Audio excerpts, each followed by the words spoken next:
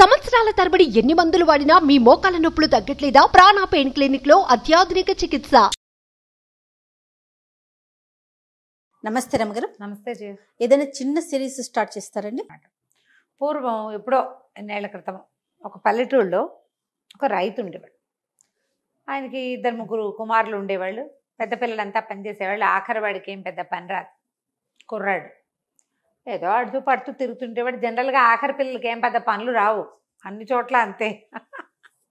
పెద్దవాళ్ళు చేసేస్తుంటారు, చిన్నపిల్లలు ఏమో చిన్న చిన్నవి అందిస్తారు. కానీ అలాగే ఉంటారు రమగారు. అంతే అంతే మనం అదే చెప్పుకోవాలి. బాధ్యతగా ఉండే పనులు, ఇల్లు మోయటాలు అవి రావు జయ, అస్సలు రావు. కష్టం పాపం. ఆడపిల్లలైనా మగపిల్లలైనా అంతే మరి, జీవితాలు ఏం చేస్తాము. అయితే ఈ కుర్రాడు ఆఖరి వాడికి ఏమీ పని పాట ఉండేది కాదు. సరే వాళ్ళ నాన్న ఏమన్నాడు, 4 ఎకరాల పొలం ఉంది, పెద్దాళ్ళు ఇద్దరు చెరుకో 2 ఎకరాలు చేసుకుంటారు, పిల్లాడిని ఎక్కడైనా కమతానికో పనికో పెడతానని వాడిని పుచ్చుకుని, వాడు ఈ ఊళ్ళో ఉంటే ఇలాగే అల్లరి ఆటలు ఆడుతూ ఉంటాడని ఓ 18-19 ఏళ్ళు ఉన్న వాడిని తీసుకుని, 16-17 ఏళ్ళు ఉన్నాయి అనుకో, వెంబడి పెట్టు తీసుకుపోయాడు. తీసుకెళ్తే సరే వాళ్ళ ఊరు దాటాక ఇంకో ఊరు కనపడింది. ఒక 2 ఊళ్ళకి తర్వాత చిన్న చిన్న ఊళ్ళు, ఓ పెద్ద గుంపు సమూహం కనపడ్డారు వాళ్ళకి. అందరూ మగవాళ్ళు, ఏదో పని చేసుకుంటున్నారు వాళ్ళు, గుర్రాల మీద అవి ఇవి కడుతుంటే ఈ రైతు ఏం చేశాడు, దండం పెట్టి, బాబు వీడు మా అబ్బాయి, వీడి పేరు మంగళ్ అనమాట, మంగళుడు, వీడికి ఏదైనా పని నేర్పించండి, మీ దగ్గర పెట్టుకోండి బాబు, ఏదైనా పని ఇవ్వండి అంటే ఆయన పక్కపక్క అనేవాడు, మేము ఏం పని చేస్తాం అనుకుంటున్నావు అన్నాడు. ఏ పని చేసినా బాబు, ఇంట్లో ఉంటే వీడేం పని చేయడు, తిరుగుతూ ఉంటాడు, మీ దగ్గర ఉంటే ఏదో ఒక పని చేస్తాడు, నేను తీసుకొచ్చా, చెప్పిన మాట వింటాడు, ఊరికే అల్లరివాడే కానీ అల్లరి చిల్లరివాడు కాదు, పర్వాలేదు, కాస్త మీ దగ్గర పెట్టుకోండి బాబు అంటే ఆయన పక్కపక్క అన్నవాడు. అలాగేలే, చెప్పిన పని చేయాలి మరి అన్నారు. అంటే సరే చెప్పిన పని చేస్తాడు, ఏదో నెలకింతని వాడి కోసం ₹1 పక్కన పెట్టండి, మీతో పాటే అన్నం పెట్టండి అన్నాడు. అని కొడుకు చెప్పాడు, ఎరా మరి పని నేర్చుకో, ఏదో ఒక పని నేర్చుకో నువ్వు వీళ్ళ దగ్గర అని చెప్పి కొడుకుని అక్కడ వదిలిపెట్టి వెళ్ళిపోయాడు. ఇంతకీ ఏమిటి, వాళ్ళు ఒక 40 మంది. ఆ 40 మంది దొంగలు, దొంగతనాలు చేయటమే వాళ్ళ వృత్తి. మంచి బలాఢ్యులుగా బ్రహ్మాండంగా ఉన్నారు, బాగున్నారు, గుర్రాలు ఉన్నాయి, ఏవో ఇళ్ళు వాకిళ్ళు ఉన్నాయి, వాళ్ళ పెద్ద పెద్ద గుడిసెలు పాకలు లాంటివి కనపడుతున్నాయి. తండాలాగా ఉందని ఆ తండాలో పడేసి పోయాడు నాన్న. ఈ మంగళుడికి రాత్రి ఏదో చపాతీలు పెట్టారు, తిన్నాడు, పడుకున్నాడు. అరే పొద్దున్నే వీడికి ఏవో కొన్ని పనులు రాత్రే చెప్పారు. నీళ్లు తేవాలరా నాయన మాకు అన్నాడు. అంటే సరేనన్నాడు. వీడు పొద్దున్నే లేచాడు. సరే అటు ఇటు చూసి అక్కడ ఏవో 2 కుండలు ఉంటే ఓ కుండ చేత్తో పుచ్చుకొని దూరంగా ఒక వాగు కనపడుతుంది. నీళ్ళు తేవటం అంటే ఎక్కడి నుంచి తేవాలి, వాగులోంచో బావిలోంచో తేవాలి. అవును. వీడు పోయి వాగు వైపుకి, ఈ దొంగలంతా నిద్ర లేవలేదు, కొంతమంది పడుకున్నారు, కొంతమంది లేవలేదు, ఏదో పనులు చేసుకుంటున్నారు. ఒకళ్ళిద్దరు లేచిన వాళ్ళు చూసుకోవాలా వాళ్ళు ఈ పిల్లాడిని. వీడు మంగళుడు నడుచుకుంటూ పోయాడు. ఆ వాగు దగ్గరికి వెళ్ళి ఆ వాగులోకి దిగి నీళ్ళు ఇట్లా ముంచబోయేసరికల్లా కుండ సగం మునిగేసరికల్లా లోపల నుంచి నీళ్ళ నుంచి ఒక చెయ్యి బయటకు వచ్చింది. ఒక ఆడవాళ్ళ చెయ్యి, దానికి కంకణాలు, ఉంగరాలు, నాజుగ్గా తెల్లగా పువ్వుల్లే ఉంది. టక్కిన వీడు మణికట్టు పట్టుకునేసరికల్లా వీడు భయపడసా. మా టెంపరి వాడు బేసిక్ క్యారెక్టర్ టెంపర్తనం, భయం అదుపులేదు వాడికి. వాడు చేతిని విదిలించేసుకుని బాగా విసిరి కొట్టేశాడు. విసిరి కొడితే ఆ విసిరే సమయంలో ఏమైంది, వీడి నెత్తి మీద ఏదో పెట్టి కొట్టింది ఆ చెయ్యి. కొట్టేసరికల్లా తల మీద దెబ్బ తగల కానీ నెత్తి మీద చేయి పెట్టుకున్నాడు వాడు. స్పీడ్గా నెత్తి మీద చేయి పెట్టుకున్నాడు. చెయ్యిని లాగబోయాడు, వదిలేసింది చెయ్యి, వెళ్ళిపోయింది నీళ్ళల్లోకి. వీడికి గుండు పగిలిపోయినట్టయింది. బయటకు వచ్చి చూస్తే వీడి నెత్తి మీద ఏదో పెట్టి కొట్టింది కదా, ఆ కొట్టింది ఏంటంటే అంత గిన్నె, అది పాత్రతో కొట్టింది. వీడు చేయి పుచ్చుకున్నాడు కదా, ఆ చేయి విదిలించుకుని ఆ చేయి వేసి వాడి నెత్తి మీద కొట్టింది. కొట్టేసరికి ఒక ఫ్రాక్షన్ ఆఫ్ సెకండ్స్లో జరిగిపోయింది ఇదంతా. వీడు మళ్ళీ ఆ చేతిని పట్టుకోపోయాడు కానీ అది నీళ్ళల్లోకి వెళ్ళిపోయింది. పైగా మాడు అదిరిపోయింది వాడికి. తల మీద కొడితే కళ్ళు బైర్లు గమ్మవు, మరి దిమ్మ తిరిగిపోతుంది. అది కాస్త వీళ్ళు ఎక్కడో పడింది ఆ గిన్నె. తీరా చూస్తే ఆ వాగు బయట అంత గిన్నె, దాని నిండా వజ్రాలు, రత్నాలు అవి తాపడం చేసినాయి. బంగారపు గిన్నెలు, కూర చట్టి ఉంటుంది చూడు, అటువంటిది. వీడు ఆశ్చర్యపోయాడు. ఆ తల తడువుకుంటూ ఆ కుండ నిండా నీళ్లు ముంచుకుని గిన్నె చేత్త పుచ్చుకుని పోయాడు. వీడు నెత్తి అడుగుకుంటున్నాడు. నెత్తి మధ్యలో ఏం చేస్తాడు, 2 చేతుల్లో 2 ఉన్నాయి అంటున్నాడు అనమాట. దగ్గరికి వెళ్ళేసరికి వాళ్ళు ఆశ్చర్యపోయారు. ఏమిట్రా, ఎక్కడి నుంచి వస్తున్నావురా, ఏం చేస్తున్నారా, నీళ్ళు ఎక్కడేవిరా అన్నారు. వాగులోంచి నీళ్ళు తెచ్చానండి అనేసి ఆ కుండ అక్కడ పెట్టి ఆ గిన్నె వాళ్ళ చేతులు పెట్టి నెత్తి రాసుకుంటున్నాడు. ఆ గిన్నె చూడగానే దొంగల నాయకుడు ఆశ్చర్యపడి, ఎక్కడిదిరా ఇది నీకున్నాడు. ఆ వాగు దగ్గర దొరికిందండి, ఎవరో చేయి పుచ్చుకుంది నన్ను, భయమే లేదురా నీకున్నాడు. మనకేం భయం అండి, ఆడాలని చేయి పుచ్చుకుంటే భయం వేసేటానికి ఏముంది, మనకేం భయం లేదు. చేయి పుచ్చుకుంది, చేయి విదిలించుకున్నాను, ఏదో పెట్టి నెత్తి మీద కొట్టింది, ఆ నెత్తి మీద పెట్టింది కొట్టింది దీంతోటేనండి ఇది గట్టు మీద పడిపోయింది, నేను తీసుకొచ్చాను అన్నాడు. ఆ గిన్నెని చూసి ఆశ్చర్యపోయారు. వాగులో ఎన్నేళ్ల నుంచో నీళ్లు ముంచలేదురా మేము, ఈ వాగు దాటి అవతలకి వెళ్తే అవతల ఒక బావి ఉంది, అందులో నుంచి తెచ్చుకుంటాం, ఆ వాగులో చేయి ముంచితే ఒప్పుకోదు ఆ వాగు, ఇట్లాగే చేతులు పుచ్చుకుంటుంది. భయపడుతున్నారు వాళ్ళు. వీడు చిన్నపిల్లాడు, భయం లేదు వాడికి, ఏ భయము లేక, పిల్లలకి భయాలు ఉండవు చూడు, అవును తెంపర్తనమే ఎక్కువగా ఉంటుంది. అని చెప్పారు. చెప్పిన తర్వాత వాళ్ళు ఆశ్చర్యపోయారు. ఆ గిన్నెలు అందరూ తిప్పి తిప్పి చూసారు, దాని నిండా వజ్రాలే తాపటం చేసున్నాయి, అంత దాకల్లే ఉంది. న్యాయం పడితే ఇది నీది, అంతేగా వాడికే తెచ్చాడు కదా, వాడి తెచ్చాడు ఇది ఇది అమ్మగా ఎంత డబ్బు వస్తే అంత డబ్బు నీకు ఇస్తాం. మీ నాన్న చెప్పాడు కదా నీకు ఏదైనా పని నేర్పించి 10 రూపాయలు చేతిలో పెట్టమని, మొదటి పూటే సంపాదించుకున్నావురా నువ్వు, భలే వాడివి, అమ్మేసి డబ్బులు పట్టుకొస్తానన్నాడు. కుర్రాడు ఇక్కడే ఉన్నాడు. ఈ దొంగల వర్తకుడు, దొంగల నాయకుడు ఏం చేశాడు, ఆ గిన్నె పుచ్చుకుని ఊళ్ళోకి తీసుకుపోయాడు. ముందు ఒక వ్యాపారస్తుడికి చూపించాడు. వ్యాపారస్తుడు చూసి, అయ్యి బాబోయ్ ఇది చాలా ఖరీదు, ఇవన్నీ మంచి మంచి వజ్రాలు, మనకు ఒక రత్నాల వ్యాపారి ఉన్నాడు, ఆయన దగ్గర చూపిద్దాం అని చెప్పాడు. రత్నాల వ్యాపారి దగ్గర తీసుకుపోయారు. వ్యాపారి ఏం చేశాడు, బాగా తిప్పి తిప్పి చూసి దాని సంగతి తెలిసింది, అవి చాలా ఖరీదైనవి, ఆ గిన్నెలో నుంచి ఊడదీస్తే ఒక్కోటి కొన్ని కోట్లు చేస్తుంది. ఆలోచించి ఏమన్నాడంటే, నేను దీన్ని కొనుక్కోగలను, కాకపోతే రాజుగారు ఏ రేటు కడితే ఆ రేటు ఇస్తా, రాజుకు చెప్పకుండా ఇంతంత వస్తువులు కొనకూడదు అని చెప్పి రాజుగారి దగ్గరికి తీసుకుపోయాడు. ఈ మన దొంగల నాయకుడు ఏమనుకున్నాడంటే కొంటారనుకున్నాడు. అదే రాజంటే అతనికి ఏం భయం, వాళ్ళు ఇది దొంగతనం చేసిన వస్తువు కాదు కదా. తీరా అక్కడికి వెళ్ళేసరికల్లా రత్నవర్తకుడు అన్నాడు, ప్రభు ఇది మా ఇంట్లో నుంచి పోయిన గిన్నె, అప్పుడెప్పుడో మా ఇంట్లో దొంగతనం జరిగింది కదా, ఈ గిన్నె మా ఇంట్లో నుంచే పోయింది అన్నాడు. ఈయన నాయకుడిని పట్టుకోమన్నారు రాజుగారు. సైనికులు వచ్చి బంధించారు. ఆ నాయకుడు ఏం చెప్పాడంటే, అయ్యా మేము దొంగలమే వృత్తిరీత్యా, కానీ మేము ఈ మధ్యకాలంలో దొంగతనాలు చేయలే, అసలు ఈ ఊళ్ళోకి రాలా మేము, ఈ మధ్య మేము ఈ వర్తకుడి ఇంట్లో దొంగతనం చేసింది కాదు, ఈ వస్తువు వాగు దగ్గర మా దగ్గర పనిచేసే కుర్రవాడికి దొరికింది, కావాలంటే మీరు పిలిపించండి, 39 మంది నా తోబుట్టువులు బంధువులు ఉన్నారు అక్కడ, కుటుంబం దొంగలం అందరం, ఒక కుర్రాడు ఉన్నాడు పల్లెటూరు వాడు, రైతు కొడుకు, కావాలంటే పిలిపించండి అన్నాడు. వీడికి ఏం భయం. సరే అక్కడి నుంచి రాజు కబురు చేసి పిలిపిస్తే అక్కడ నిజంగానే 39 మంది దొంగలు, ఒక కుర్రాడు, మొత్తం గుంపద్దరిని తీసుకొచ్చేసరికల్లా ఈ మన నాయకుడు చెప్పాడు మంగళుడికి, వరే నీకు దొరికిన గిన్నె ఈ వ్యాపారస్తుడు ఇంట్లో నుంచి దొంగతనం జరిగింది అంటున్నాడు అంటే, వీడికి అర్థమైంది వాడు అబద్ధం చెప్తున్నాడు, ఇలాంటి గిన్నెలు మీ దగ్గర ఉన్నాయా ఇంకా అని అడిగాడు. లేవు, ఇది ఒకటే గిన్నె అన్నాడు ఆయన. అనేసరికల్లా మంగళుడు అన్నాడు, ప్రభు ఇలాంటివి 11 పట్టుకొస్తాను మీకు. మామూలుగా లెక్క ఏదైనా పాత్రలు ఉంటే 6, 12 పెట్టుకుంటాం మనం, సెట్ కొనుక్కుంటాం, ½ డజన్ గ్లాసులు, ½ డజన్ కప్పులు, డజన్ లెక్క. ఇది ఒక్కటి ఉంది మీ దగ్గర, ఇది కనపడుతుంది కదా, ఇలాంటివి 11 పట్టుకొస్తా. నేను తెచ్చాక మీ వ్యాపారస్తులు ఎంత మోసగాళ్ళో మీరు తెలుసుకోవాలి. ఓ వస్తువు అమ్మడానికి వస్తే మమ్మల్ని జైల్లో పెట్టించడానికి పూనుకున్నాడు కాదు, వస్తువు కొట్టేయడానికి న్యాయమైన ధర ఇవ్వకపోగా మమ్మల్ని దొంగల్ని చేస్తున్నాడు అనేసరికల్లా రాజుగారికి ఈ గిన్నె మీద ఆశ పుట్టింది. అది ఇట్లా పట్టుకుంటుంటే ఆయనకు సంతోషంగా ఉంది, అది అలౌకికమైనదిగా తోస్తోంది. ఈ లోకంలోది కాదు ఆ గిన్నె, ఆ పనితనం ఇక్కడిది కాదు. రెండో వ్యాపారస్తుడు, మొదట వచ్చిన వాడు ఒకనాడు వ్యాపారస్తుడు, వాడు చెప్పాడు ఇది భూమి మీద తయారయ్యే వస్తువులాగా లేదు, చేత్తో చేసినట్టు లేదు అని. కొన్ని ఉంటాయి కదా అట్లా. అక్కడి నుంచి రాజుగారు అంటే, నువ్వు 11 తేగలవా అన్నట్టు. ఖచ్చితంగా తేగలను, ఈ గిన్నె నా చేతికి ఇచ్చేయండి అనేసరికల్లా వీళ్ళు రాజు ఏం చేశాడు, సరే నువ్వు వచ్చేదాకా ఈ 40 మంది జైల్లో ఉంటారు. ఓహో, మరి లేకపోతే వీడిని నమ్మి పంపిస్తే గిన్నె పుచ్చుకుని పారిపోతేనో నమ్మలేం కదా. సరే అక్కడి నుంచి ఏం చేశాడు కుర్రాడు, సరేనన్నాడు. ఏడాది గడువు, సంవత్సరం గడువు, నువ్వు తేగలవంటే తెస్తా అన్నాడు. తెస్తా అనేసరికల్లా రాజుగారు ఒక గుర్రం తెప్పించి ఇచ్చారు కుర్రాడికి. వాడికేమొచ్చు గుర్రపు స్వారీ, వెళ్తాడు అంతే గుర్రం మీద ఎక్కి. సరే ఏం చేశాడు, అన్నా మీరేం కంగారు పడకండి, నేను తెస్తా, ఎక్కడ దొరికితే అక్కడికి వెళ్తా, ఇదేం మనం కొట్టుకొచ్చింది కాదు, ఆ వాగులో పడొచ్చింది, ఆ వాగు వెనకాల పడే వెళ్తా అని చెప్పాడు. చెప్పి సరేనండి వాళ్ళ 40 మందిని అరెస్ట్ చేసి పారేశారు.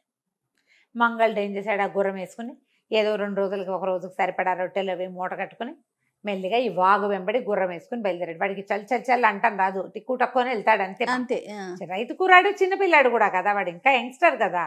అలా వెళ్ళగా వెళ్ళగా వెళ్ళగా ఆ వాగు ఏ ఊళ్ళో స్టార్ట్ అవుతుందో ఆ ఊరు చేరాక ఆ ఊళ్ళో ఏం చేశాడు, ఒక పేదరాజు పెద్దమ్మ ఇంటికి పోయాడు. వీడి దగ్గర ఏముంది, తెచ్చుకుని రొట్టెలు అయిపోయినాయి. మధ్యలో ఏదో కాయా కసురు తిన్నాడు, మధ్యలో దారిలో దొరికింది. పేదరాజు పెద్దమ్మ దగ్గరికి వెళ్ళి ఏదో ఒక పావలా ఇచ్చి భోజనానికి కూర్చున్నాడు. అన్నం తిన్నాక అడిగాడు, ఏంటి మీ ఊళ్ళో సంగతులు, ఈ ఊళ్ళో విశేషాలు. పెద్దమ్మలకైతే తెలుస్తుంది కదా, ఆ ఊళ్ళలో తెలిసేవి మరి, పుట్టకోళ్ళ అమ్మలకి పేదరాజు పెద్దమ్మలకి తెలుస్తాయి. ఏమిటి ఇక్కడ విశేషాలు అంటే, విశేషాలు ఏమిటంటే అన్నీ బాగానే ఉన్నాయి, అన్నీ బాగానే ఉన్నాయి. వారం 10 రోజుల నాడు రాజుగారి కుమారుడు ఒకడు నీయుడు వాడే మరణించాడు. ఓహో, ఏం చేస్తాం, నగరం అంతా శోక సముద్రంలో మునిగింది. పిల్లవాడిని ఇంకా వివాహితుడు కాదు, చిన్నపిల్లాడు కదా, ఖననం చేశారు, పాతి పెట్టారు. పెట్టిన తర్వాత 2వ రోజు పాలు పోయటానికి వెళ్ళారు. ఆ ఖననం చేసిన దాని మీద ఎవరో దాన్ని పెళ్ళగించినట్టుగా కనపడింది. సమాధి చేశారు అబ్బాయిని, లోపల పెట్టి పలకేశారు. పలక కదిలించినట్టు పెళ్ళగించినట్టు కనపడుతోంది. మళ్ళీ అంతా సరి చేశారు. మర్నాడు వెళ్తే మళ్ళీ పెళ్ళగించినట్టుంది. రోజు ఎవరో దాన్ని పెళ్ళగిస్తున్నారు. ఏం జరుగుతోందో తెలియదు. దానికి కాపలాలు పెట్టినా ఏమీ అవటంలా. ఇది పరిస్థితి అని ఊళ్ళో పరిస్థితి అదంటే, సరే అదేమిటో చూడాలి, నేను చూస్తానన్నాడు. అంటే నవ్వొచ్చింది ఆవిడికి. సరే బాబు, రాజుగారి దగ్గరికి తీసుకెళ్తానని చెప్పి రాజుగారి వాకిట్లో తీసుకెళ్ళి దింపింది. రాజుగారు కూడా ఈ ఓల్డ్ స్టోరీ ఈవిడ చెప్పిన కథే చెప్పాడు. రోజు కాపలాలు వెళ్తున్నాం, మా వల్ల అవటం లేదంటే నేను ఉంటానండి కాపలా అన్నాడు. అంటే ఇంతమంది సైనికులు ఉంటున్నా అవ్వట్లేదు రా నాయన, నువ్వు చూస్తే చిన్నపిల్లాడివి, సరే నీకేం కావాలో చెప్పు అంటే, ఓ విల్లు బాణము, ఓ గద, అలా కత్తి అలాంటివి ఇవ్వండి అన్నారు. ఓ కత్తి డాలు, ఓ విల్లు బాణము ఇచ్చారు. అవన్నీ తీసుకుని మెల్లిగా తన గుర్రం ఎక్కి రాత్రి శ్మశానాన్ని దగ్గరికి వెళ్ళి గుర్రాన్ని బయట వదిలిపెట్టి ఈ భుజాన విల్లు అవి వేసుకుని కత్తి వరలో పెట్టుకున్నాడు. ఆ డాలు వీపు కట్టుకున్నాడు. వచ్చి అట్లా ముందుకొచ్చి యువరాజు సమాధి ఎక్కడుందో దానికి అవతలగా కొంచెం కూతబెట్ట దూరంలో కూర్చొని చూడడం మొదలుపెట్టాడు. ఎవరు వస్తారా, ఆ సైనికులు కూడా ఉన్నారు. కానీ సైనికులు ఏమనుకున్నది, కుర్రాడు వచ్చాడు కాబట్టి వాళ్ళ సైనికుల్ని విత్డ్రా చేసేశారు. చేసేస్తే కాసేపట్లో అర్ధరాత్రి దాటాక చూస్తూనే ఉన్నాడు. వీడు నిద్రపోల. వీడికి ఏమిటి, చిన్న కుర్రాడు, రాత్రిళ్ళు పడుకోకుండా చీట్లాట ఆడుకోవటం అలవాటు వాడికి. వాడికి ఎందుకు నిద్ర వస్తుంది, ఏదైనా కాలక్షేపం ఉంటే కుర్రాళ్ళకి అసలు నిద్రే రాదు. మెలకుగా కూర్చుని ఉన్నాడు. 1 గంట అలా అయ్యేసరికల్లా 3 పావురాలు వచ్చి వాళ్ళని, ఇక్కడ పావురాలే కదా అనుకుంటారు. వీడు పావురాలే కదా అనుకోలే. పావురాలు ఎందుకు వాళ్ళని, రాత్రిపూట పావురాలు ఎందుకు వస్తాయి అసలు, రాత్రిళ్ళు ఏ పక్షి అయినా వస్తుందా, అసలు కదలదు కదా. పైగా అది గుట్రు అంటూ ఉంటుంది పావురం. అది గుట్టు అందు ఏమీ అందు, ఏమీ అంటల్లా. 3 పావురాలు నిశ్శబ్దంగా వాలే వచ్చి ఒక 3 నిమిషాలు 5 నిమిషాలు చూసేసరికల్లా ఈ 3 పావురాలు 3 యక్షకన్యలుగా మారిపోయింది. మారి ఏం చేసినాయి, ఒక ఎర్రటి తుండుగుడ్డ పరిచారు వాళ్ళు. ఒక కర్ర తీసుకున్నారు, కర్ర ఉంది ఇంత వాళ్ళ చేతిలో. ఆ కర్ర పెట్టి తవ్వటం కాదు, సింపుల్గా చేసేసారు. దీని మీదేమో ఈ తువ్వాల మీదేమో వడ్డిచ్చు అని 2 దెబ్బలు కొట్టింది. ఆయన పెట్టంగానే టక అన్ని సామాన్లు వచ్చేసేసినాయి, బోల్డ్ అని ఖాద్య పదార్థాలు. అక్కడి నుంచి ఇంకొక ఆవిడ లేచి నిలబడి అక్కడి నుంచి మన సమాధి ఉందిగా, సమాధి మీద కొట్టింది. తెరుచుకో అని సమాధి మూత పక్కకు జరిగింది. రాజకుమారుడు లేచి వచ్చాడు, కూర్చున్నాడు. 4 కూర్చుని తింటున్నాడు అన్నం. బతికే వచ్చేసాడు, అన్నం తింటున్నాడు, వీళ్ళతో పాటు తిండి తింటున్నాడు. మనవాడు ఏం చేశాడు, మెల్లిగా బాణం తీసి సరిగ్గా సూటిగా వేసి కొట్టాడు. ఎవరికి కొట్టుంటాడు చెప్పు, యక్షకన్యలకు కొట్టేశాడా? యక్షకన్యలకి తగలలేదు, రాజకుమారుడికి తగలలేదు, వాళ్ళ మధ్యలోకి వేశాడు. వెయ్యగానే 3 యక్షులు పావురాలకు మారిపోయి తుర్రుమని ఎగిరిపోయారు. ఎగిరిన మరుక్షణం వీడు పరిగెత్తాడు అక్కడికి. పరిగెడితే వాళ్ళు వెళ్ళిపోతూ వాళ్ళ దగ్గర ఒక బెత్తము, ఓ తుండుగుడ్డ ఉన్నాయో, ఒక ఎర్ర తుండు పరిచి ఒక బెత్తం పెట్టి కొట్టారు. భోజనం తెప్పించారు, అవి అక్కడే వదిలిపెట్టేశారు. ఈ కంగారులో 3 వెళ్ళిపోయారు. 3 వెళ్ళిపోయి రాజకుమారుడు ఒకడే కూర్చున్నాడు, అన్నం తినుకుంటూ ఆఖరి ముద్ద తింటున్నాడు. అక్కడి నుంచి ఆ తుండుగుడ్డను ఆ కర్ర చంకలో పెట్టుకుని, నువ్వు ఇక్కడ ఎందుకు, శ్మశానంలో పాము, ఇంటికి వెళ్ళిపోదామని రాజకుమారుడిని గుర్రం ఎక్కించుకుని బతికొచ్చేసాడు వాడు. వాళ్ళు రోజు అతనితో కలిసి కంపెనీకి భోజనం చేస్తున్నారు. పూడ్చిన కుర్రాడు కావాలి వాళ్ళకి, దొరికాడు రాకుమారుడు, తింటున్నారు రోజు కూర్చుని. తీసుకుపోయి రాజుగారికి అప్పచెప్తే రాజుగారు పరమ సంతోషించేశాడు ఈ బతికొచ్చిన కొడుకుని చూసి. నీకేం కావాలో చెప్పు అన్నాడు. నాకేం కావాలంటే బ్యాగులో నుంచి వీడి గిన్నె తీశాడు. ఇలాంటివి 11 గిన్నెలు కావాలండి అన్నాడు. రాజు అన్నాడు, బాబు నా రాజ్యం అంతా అమ్మేసినా ఒక్క గిన్నె కూడా కొనలేను నేను, ఇదంతా ఖరీదైనది, కోట్లు చేస్తాయి, నా వల్ల కాదు అన్నాడు. అంటే సరే అని బాయ్ చెప్పేశాడు. అక్కడి నుంచి బయలుదేరి ఈ వాగు ఉన్న ఊరు నుంచి అలా బయలుదేరి సముద్ర తీరాన్ని వైపు వెంబడి ప్రయాణం చేస్తూ ఒక నగరానికి చేరాడు. ఒక ఊరు అది. ఆ ఊళ్ళో చేరాడు. ఊళ్ళో ఏవో చాలా ఇళ్ళు కనపడ్డాయి. ఏదో ఒక ఇంటి దగ్గర ర్యాండమ్గా ఓ ఇంటి దగ్గర ఆగి, ఏమంటే పై దేశం నుంచి వస్తున్నాను, భోజనం పెడతారా అంటే వాళ్ళు అన్నారు, నాయన మాకేం అభ్యంతరం లేదు, కానీ మా ఇంట్లో తిండే లేదు, మాకే కాదు ఇక్కడ ఎవరికీ తిండి లేదు, మా దగ్గర తిండి గింజలు లేవు, నీళ్లు ఉన్నాయి పుష్కలంగా అనేసరికి అతను అన్నాడు, ఆశ్రయం ఇస్తారన్నాడు. ఆశ్రయం ఎందుకు నాయన, ఇస్తాము, కానీ మేమేం తిండి పెట్టలేవు, మేము తినటానికే ఏమీ లేదు, ఏదో గంజి దాచున్నాం, మీరు కూడా ఒక గంజి పోయగలం అంతే అన్నాడు. ఏం కంగారు పడకండి, నేను చెప్తాను, ఇక్కడ మీకు ఎందుకు ఈ పరిస్థితి వచ్చింది అన్నాడు. మాకు పంటలు పండవు, మేము సముద్రం ద్వారా ధాన్యం దిగుమతి చేసుకుంటాం, ఇప్పుడు కాయాకసరు పండుతాయి, కాయాకసరులతోటి ధాన్యం లేకుండా ఏం చేస్తాము, అవును, మా దగ్గర పండే కాయాకసరు అన్నీ మేము ఇతర దేశాలకి ఎక్స్పోర్ట్ చేసి ధాన్యం ఇంపోర్ట్ చేసుకుంటాం. ఈ మధ్యకాలంలో ధాన్యం తెచ్చేటువంటి నావలని ఏ సముద్రంలో మునిగిపోతున్నాయి ఒక చోట, అవి ఎందుకు అలా అయిపోతున్నాయో తెలియదు. 1000 బస్తాల ధాన్యాలు కూడా మునిగిపోయినాయి, ధాన్యమే లేదు, గింజలు లేవు మా దగ్గర, ఒట్టి కూర వండుకుని ఏం తింటాం, కొన్నాళ్ళు తిన్నాం, అవి వంట పట్టటల్లా, బేస్ లేనిదే వంట పట్టదు, అట్లా బాధపడుతున్నాడు ఆయన, గింజ లేదు మా దగ్గర అంటే. సరే ఇతను అన్నాడు, ఏం పర్వాలేదు అని చెప్పి తువ్వాలు పరిచి కర్ర పెట్టి వడ్డించు వడ్డించు అని దెబ్బలు కొట్టాడు. కొట్టంగానే టకటక ఆహారం వచ్చేసింది. పిలవండి మీ వాళ్ళందరినీ భోంచేద్దామని అందరినీ పిలిచాడు. పిలిస్తే సరే అందరూ కలిసి భోజనం చేశారు. వాళ్ళంతా సంతోషించారు. భలే మంచి పని చేశావు నాయన అంటే, మీ సముద్రంలో వచ్చిన సమస్యను నేను తీర్చగలను, నేను ప్రయత్నం చేస్తా, నన్ను మీ రాజు దగ్గరికి తీసుకెళ్ళమంటే రాజు దగ్గరికి తీసుకుపోయారు. రాజుగారు చెప్పాడు, ఏమన్నాడంటే, మరి మాకు ఇట్లా సముద్రంలోనే ఏదో సమస్య వస్తుంది అంటే, నేను చేస్తానండి. ఇతను ఇట్లా గాల్లో ఇచ్చి భోజనం సృష్టించాడని తెలుసుకుని రాజుగారు ఏం చేశాడు, ఒక నావెక్కిచ్చి ఒక పడవ ఇచ్చి పంపించాడు. ఆ పడవలో చాలా మంది ఉన్నారు. ఎక్కడ నావ మునిగిపోయిందో అంటే ఈ ధాన్యం తెచ్చిన పడవలు ఎక్కడ మునిగిపోతున్నాయి ఆ షిప్పులు, అటువైపు తీసుకెళ్ళండి అన్నారు అని చెప్పాడు. ఈ పడవ అటువైపు వెళ్ళేసరికల్లా ఆ పడవ అందాక వెళ్ళి, పడవ అంటే చిటి పడవ ఏం కాదు, అది పెద్దదే, చాలామంది ఎక్కారు దాని మీద. సముద్రంలో నుంచి ఒక చెయ్యి వచ్చింది పైకి, అదొక స్త్రీ చెయ్యి, దానికి కంకణాలు ఉంగరాలు అన్నీ ఉన్నాయి, అది ఇట్ట పట్టుకుని లాగేస్తుంది. ఓహో, ఇతను ఏం చేశాడు, ఆ డెక్క మీద నిలబడి కాళ్ళు 2 మెలికేసి దానికి కిందకి వెళ్ళాడు. ఆ చేతిని ఒక్క తోపు తోసాడు. మామూలు చెయ్యి అది, పెద్ద రాకాసి చెయ్యి కాదు, చెయ్యి పైకి లేస్తోంది, పట్టేసుకుంటుంది. ఈ పడవ తాలూకు తాడునో ఆ చుక్కాన్ తాలూకు కింద ఉండే కనెక్షన్నో పుచ్చుకు లాగేస్తోంది. అడ్డం బోర్ల పడిపోతున్నాయి అవి. అది నీటిలో ఉండే బలం ఏదో ఉంది దానికి. ఈ చెయ్యి పుచ్చుకుని ఇట్లా బలంగా తోసే సమయంలో ఏమైంది, చేతికి ఒక రత్న కంకణం, ఆ కంకణానికి ఉన్న సేలు ఉడిపోయి కంకణం వీడి చేతిలోకి వచ్చేసింది. చెయ్యి పక్కకి వెళ్ళిపోయింది.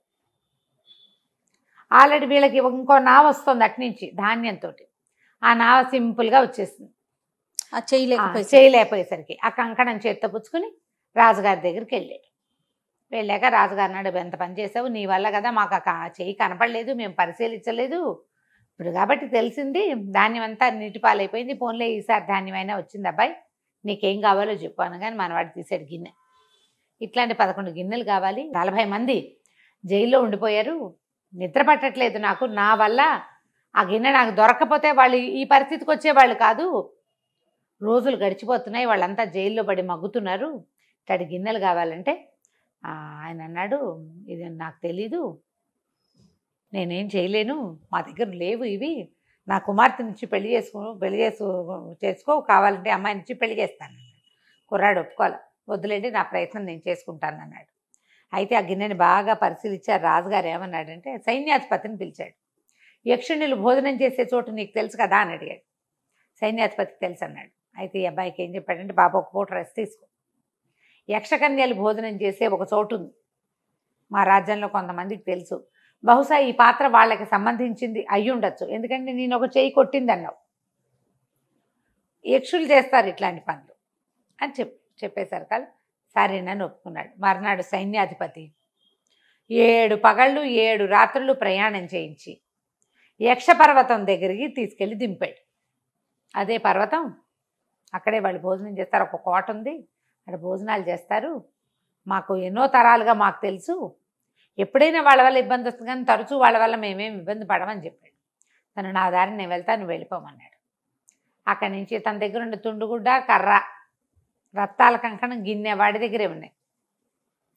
సరే మెల్లిగా కొండ ఎక్కుంటూ వెళ్తే పైన ఒక కోట. ఆ కోటలో ఒక ముసలి వంటవాడు మాత్రమే ఉన్నాడు. లోపలికి వెళ్ళి వంటవాడి కనపడేసరికి వంటవాడు ఆశ్చర్యపడి, ఊరిని ఎట్ట వచ్చావురా నువ్వు మనిషివి, నువ్వు కనుక కనపడ్డావంటే విరుచుకు తినేస్తారు వాళ్ళు. తినడం అంటే లిటరల్లీ తినేయటం కాదు, ఏదో ఒకటి చేస్తారు. కనపడిపోక దాక్కుని చూడు అని చెప్పాడు. వీడు యక్షకన్యలను చూడడానికి వచ్చానని చెప్పాడు అతనికి. సరే భోజనశాలలో దాక్కోబెట్టాడు ఒక చోట. ఈ దాక్కున్న తర్వాత ఏమైంది, చీకటి పడింది, వంట చేస్తున్నాడు వీడు, బోళ్ళంత రుచికరమైన వంట, అందలు పాంజేబులు అవి చప్పుళ్ళు అవుతున్నాయి. అప్పుడు ఈ వంటవాడు కేకేశాడు, అమ్మాయి వంట అయింది వడ్డించనా అని అడిగితే 3 యక్షకన్యలు లోపలికి వచ్చారు భోజనం చేయడానికి. భోజనశాలలో 3 కూర్చున్నారు. వడ్డించాడు, 3 కూర్చుని పళ్ళెల్లో అన్నం తింటూ ఏమన్నారు, ఒక అమ్మాయి చెప్తుందనమాట, 7 ఏళ్ళుగా నేను ఆ 40 దొంగల్ని వాగులో చెయ్యి కూడా పెట్టనివ్వాల, 7 సంవత్సరాలు కాపాడా. ఆ కుర్రాడెవడో వచ్చి నా రత్నాల కొంచెం కాస్త తీసిపోయాడు, వాడు వచ్చి నీళ్లు ముంచేశాడు దొంగమొహం అనేసరికల్లా రెండోదంది, ఆ కుర్రాడే కదా బాణం వేశాడు, అనవసరంగా భయపడి నా తువ్వాలు నా కర్ర అక్కడే వదిలిపెట్టేశాను అనేసరికల్లా మూడో అమ్మాయింది, ఓసే మీకు అర్థం కావట్లేదు నేను చెప్పే మాట, ఈ 2 పనులు చేసిన వాడే సముద్రంలో నా చేయిబుచ్చు తోసేసి నా కంకణం కాస్త కొట్టేశాడు, భలే కుర్రాడు, వస్తువులు పోగొట్టుకున్నావు, నాన్నకేం సమాధానం చెప్పాలో తెలీదు, మన శక్తులన్నీ వాడు లాగేసుకున్నాడు, ఖాళీగా కూర్చున్నాం అంటుంటే ఈ వెనకాల నుంచి కుర్రాడు అడిగాడు మంగళుడు, ఆ పనులన్నీ చేసిన కుర్రాడు కనపడితే మీరేం చేస్తారు అని. ఏమీ చెయ్యం, మాతో పాటు కూర్చోబెట్టుకుని అన్నం పెడతాము అన్నారు. అనగానే వీడు బయటకు వచ్చాడు. గుర్తుపెట్టారు 3 వీడే అని. సరే కూర్చో మాతో పాటు భోజనం చెయ్యి అని కూర్చోబెట్టారు. కూర్చోబెడితే వీడికి ఆ గిన్నె కావాలి, అలాంటి 11 గిన్నెలు కావాలి కదా. సరే వాళ్ళు మాట్లాడుకుంటుంటే అడిగాడు, ఏమిటి ఇది అంటే, మా నాన్న 3కి 3 విషయాలు ఇచ్చాడు, మాకేమో 4 కలిసి తినాలని కోరిక, మేమేమో 3 ఉన్నాం, మా అన్నయ్య మాతో ఉంటాడు ఉండడు, ఇంకొక అన్నయ్య ఉన్నాడు, అతను లేనప్పుడు అతని బదులు మేము ఇంకొకళ్ళని సహాయంగా పెట్టుకుంటాం, ఒకళ్ళకి సముద్రంలో ఒక భాగం ఇచ్చాడు, ఆ వైపు వచ్చిన పడవని తిరగొట్టేస్తుంది అది, ఒకళ్ళకి వాగు ఇచ్చాడు, ఆ వాగులో ఎవరిని ముంచుకొని మీద అదే ఉంటుంది. ఇది జరిగింది. ఇంతలో ఏమైంది, ఒక ఉత్తరం వచ్చింది. ఉత్తరం వచ్చేసరికి ఆ ఉత్తరం ఎవరు రాశారు, యక్షరాజు అయిన వీళ్ళ నాన్న. 3 ఏడవటం మొదలుపెట్టారు. ఎందుకు ఏడుస్తున్నారు, ఏమైందంటే, వృషభాసురుడు మా అన్నయ్యని ఎత్తుకుపోయాడు, వాడు దుర్మార్గుడు, మా అన్నయ్య అతని దగ్గర బందీగా ఉన్నాడు, మా నాన్న ఏం చేయాలో తెలియక మా నాన్న బాధపడి ఉత్తరం రాశాడు అని చెప్పేసరికల్లా, మీ అన్నయ్యని నేను విడిపిస్తాను, మీ నాన్నని ఇక్కడికి రమ్మన్నాడు అనేసరికల్లా, సరే మా నాన్న ఏమంటాడో అని భయపడుతూ తండ్రి కబురు చేశారు రమ్మని. కబురు చేసేసరికల్లా ఆయన వచ్చి, ఇదేంటి మానవ కుర్రకుంక, వీడిని ఎవరినో ఎందుకు తెచ్చారు, ఇక్కడ ఎందుకు తీసుకొచ్చారు అంటే, అప్పుడు వీళ్ళు ఈ 3 వస్తువులు ఇతని దగ్గరే ఉన్నాయని, ఇతను వచ్చాడని, వృషభాసురుని వీడేం సంపాదిస్తాడు కుర్రకుంక వీడు రాక్షసుడు, వీడేమో కుర్రకుంక, వీడేం చేస్తాడు, చిన్నపిల్లాడిలాగా ఉన్నాడంటే, అట్లా కాదు, ప్రయత్నం చేయండి నాతోటి, మీ వల్ల కాదు, వృషభాసురుడు అంటే మీకు భయం, నేను ప్రయత్నం చేస్తాను, నాకేం భయం లేదు, వీడి బల వల్ల భయం లేకపోవటమే. సరే అక్కడి నుంచి ఈయన ఏం చేశాడు, సైన్యాధిపతిని ఎవరినో కేకేసి ఒక మంచి గుర్రం తెప్పించాడు, ఒక కత్తిడాలు ఇచ్చారు, ఒక గద ఇచ్చారు, ఆ గుర్రం మీద ఒక ఎగిరి కూర్చుంటాడు. వీడు ఇన్ని రోజుల నుంచి గుర్రం తోలి ఉన్నాడు, ఆ స్వారీ వచ్చేసింది వాడికి. ఇంకా అనిపించింది వీడు ఏదో పని చేస్తాడు నిజంగానే. వీడు కాస్త వీళ్ళు ఆ గుర్రంతో పాటు గుర్రం తీసుకుపోతుంది ఆటోమేటిక్గా. ఆ వృషభాసురుడు ఎక్కడున్నాడో ఆ కోట దగ్గరికి తీసుకెళ్ళి తలుపు కొట్టాడు. వృషభాసురుడు ఉన్నాడంటే వాళ్ళు అక్కడున్న 2 రాక్షసులు, ఏమిటి నువ్వు ఎవడివి, వృషభాసురుడిని చూస్తేనే గుండె పగిలి చస్తావు నువ్వు, పొమ్మన్నారు. వీడేం చేశాడు, ఒక ఎగిరి గుర్రం మీద నుంచి ఆ కత్తి పుచ్చుకుని 2 మీదకి దూకాడు. చెరుకోసారి కత్తితోటి మిరకాయలు కోసేసి 2 ద్వారం లోపలికి పడేసాడు. పడేసరికి ఇక్కడ ఏదో సందడి అవుతోందని ఆ వృషభాసురుడు అన్నవాడు బయటకు వచ్చాడు. తరిగిన తలకాయలు కనబడేసరికి వాడు ఎవడరా, నా ద్వారపాలకుని చంపిన వాడు ఎవడు అని పరిగెత్తుకుంటూ బయటకు వచ్చాడు. వచ్చేసరికల్లా సరే వీడు అన్నాడు, నీ దగ్గర యక్షరాజకుమారుడు అని వాడు మాకు ఇచ్చే అంటే, నేను ఇవ్వను, యక్షులతోటి పని చేయించుకోవడానికి వాడు నాకు కావాలి, సుకుమారమైన పనులన్నీ యక్షులే చేస్తారు, నాకు కావాల్సిందేనన్నాడు. కాదు, అప్పుడు మన ఇద్దరం ద్వంద్వ యుద్ధం చేద్దామన్నాడు. వాడేమో ఏకంగా 8 అడుగులు ఉన్నాడు, వీడు 5.5 అడుగుల అబ్బాయి.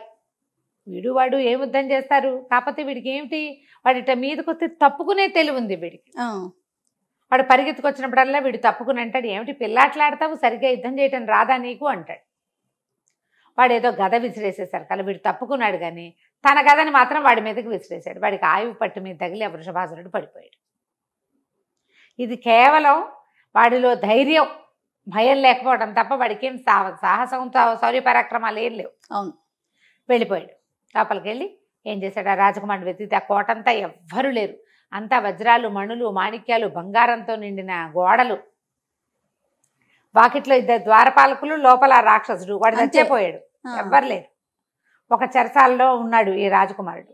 తను పరిగెత్తుకుంటూ వెళ్ళి రాజకుమారుడిని ఊడదీసి బయటికి తీసుకొచ్చాడు. తను గుర్రం ఎక్కించుకుని వెళ్ళిపోదామంటే, సరే నువ్వెవరు ఏంటి అని కనుక్కుని యక్షరాకుమారుడు ఏమన్నాడు, మా నాన్నని మా చివరి చెల్లెల్ని పెళ్లి చేసుకుంటానని ఆయన వేలుకున్న ఉంగరం ఇవ్వమని అడుగు. మా చెల్లెలు నీ పక్కన ఉంటే నీ మొత్తం జీవితం అంతా పండగే. ఆ ఉంగరం ఉన్నవాడికి ఎక్కువ బలం ఉంటుంది. నువ్వు అడుగు, నన్ను రక్షించావు కాబట్టి ఆ 2 అడిగి తీసుకోమన్నాడు. సరే వీళ్ళు ఇద్దరు కలిసి వెళ్ళిపోయారు. ఆ 3 యక్షకన్యలు తండ్రి ఉన్న చోటుకి వెళ్ళారు. మాసేపు మాట్లాడుకున్నాక నీకేం కావాలో అడగమంటే, ఇతను మీ అమ్మాయిని ఇచ్చి పెళ్లి చేయండి, మీ వేలుకున్న ఉంగరం ఇచ్చేయండి అన్నాడు. అంటే ఆ ఉంగరం వీడి దగ్గర ఉంటే ఆ యక్షరాజు ఏమీ చేయడు వాడిని. వాడు వాయువు అయ్యేదాకా యక్షుల వల్ల వాడికి భయం ఉండదు అనమాట. కొన్నాళ్ళు పోయాక నా పిల్ల నాకు కావాలనిపించింది అనుకో, ఆయనకి పిల్లని తీసుకెళ్తాడు. ఉంగరం ఉండటం వల్ల వీడికి ఏం జరగదు. అందుకని ఆ అబ్బాయి చెప్పాడు అనమాట. అక్కడి నుంచి సరే అమ్మాయి అమ్మ కూడా ఒప్పుకుంది. ఈ కుర్రాడు యక్షరాజ కుమార్తెను పెళ్లి చేసుకుని ఆ ఉంగరం వేలికి పెట్టుకుని ఇలాంటి 11 పాత్రలు కావాలని అడిగి మొత్తం 12 పాత్రలు పుచ్చుకుని ఆ భార్యతో సహా గుర్రం ఎక్కి వచ్చేసాడు. ఈ ఊరు వచ్చేసరికల్లా ఆఖరి రోజు, సంవత్సరమైంది అప్పటికి. ఇతను బయలుదేరి వీళ్ళని 40 మంది దొంగల్ని ఉరిదీయబోతున్నారు. తను పరిగెత్తుకుంటూ వెళ్ళి ఊరు ఆపించి రాజుగారికి చెప్పాడు. 12 గిన్నెలు పేర్చాడు. మీ వ్యాపారస్తుని పిలవండి ఒకసారి అంటే పిలిపించారు. వ్యాపారిని పిలిపిస్తే ఈ 12 గిన్నెల్లో మీ గిన్నె ఏదో గుర్తుపట్టండి అని అడిగితే, ఎట్లా గుర్తుపడతాడు, ఆ గిన్నె అసలు అతనిది కాదు కదా. వ్యాపారస్తుడిని నమ్ముతాడు రాజు, ఎందుకంటే వాళ్ళ దేశంలోనే చాలా సంవత్సరాలుగా ఉన్నారు కాబట్టి. దొంగల్ని నమ్మరు సహజంగా. మేము దొంగలమని ఒప్పుకున్నాం కదా, వస్తువు తెచ్చినవాడు దొంగ ఎప్పుడు కూడా. దాంతో కుర్రాడు అన్నాడు, చూసారా వీళ్ళు ఎంత అన్యాయంగా ప్రవర్తిస్తున్నారు, మరి వీళ్ళని ఏదైనా శిక్షించండి, మా అన్నయ్యని వదిలిపెట్టండి అంటే 40 మంది దొంగల్ని వదిలిపెట్టారు. రాజుగారికి సంతానం లేదు. ఆయన ఏమన్నాడంటే, ఇట్లా యక్షకుమార్తెని తీసుకొచ్చావు, నాకు నచ్చిన ఒక గిన్నెని 12 గిన్నెలు చేసావు, నువ్వే యువరాజుగా ఉండు, నా తదనంతరం రాజ్యం తీసుకుందు కానీ తన దగ్గరే అట్టు పెట్టుకున్నాడు. మంగళుడు వాళ్ళ అమ్మని నాన్నని కూడా తన దగ్గరికి తెచ్చుకున్నాడు. కలకాలం ఆ రాజ్యానికి రాజుగా ఉన్నాడు. వాడి జీవనం తర్వాత, వాడి మరణం తర్వాత వాడి భార్య యక్షలోకానికి వెళ్ళిపోయింది. కథ కంచికి మనం ఇంటికి. నమస్తే రమ్గారు. నమస్తే. సుమన్ టీవీలో మీ పర్సనల్ అండ్ బిజినెస్ ప్రమోషన్స్ కోసం కింది నెంబర్కి కాంటాక్ట్ చేయండి.